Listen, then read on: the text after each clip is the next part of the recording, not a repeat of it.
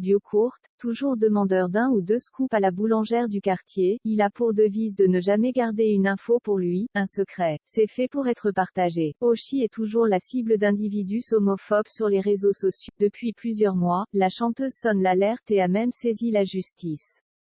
À bout, la jeune femme a partagé de nouveaux messages d'horreur et a interpellé le chef de L. Le temps passe mais rien ne s'efface. La chanteuse Oshi a été dans l'obligation de prendre une nouvelle fois la parole sur les réseaux sociaux pour dénoncer les agressions homophobes qu'elle subit quotidiennement via son compte Instagram. Des menaces, des insultes, et des émojis de hache, épée ou encore des doigts d'honneur, voilà ce que reçoit la chanteuse Oshi depuis plusieurs années. Devenue l'emblème d'une cause, la jeune femme de 25 ans est devenue la cible des critiques et des attaques. Au travers d'un tweet publié la semaine dernière, cette dernière a fait part de son désarroi. Ça fait plus de 2 ans que Jai portait plainte pour les menaces et les injures à caractère homophobe que je reçois depuis ma chanson Amour Censure.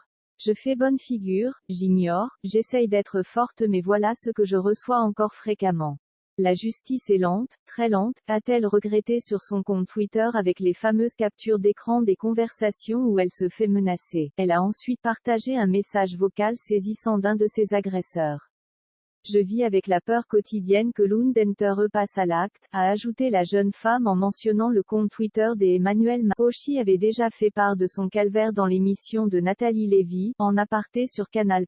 Elle avait alors évoqué plusieurs agressions survenues alors qu'elle habitait chez sa grand. La deuxième fois, ça a été plus violent que la première s'était-elle souvenue, avant de revenir sur son choix de ne pas s'ouvrir à sa grand-mère au moment des faits. On lui a un peu caché toutes les raisons pour lesquelles j'avais été agressée, reconnaissait-elle. Heureusement, la chanteuse a trouvé du réconfort dans les bras de sa manageuse Gia, avec qui elle vit une belle histoire d'amour.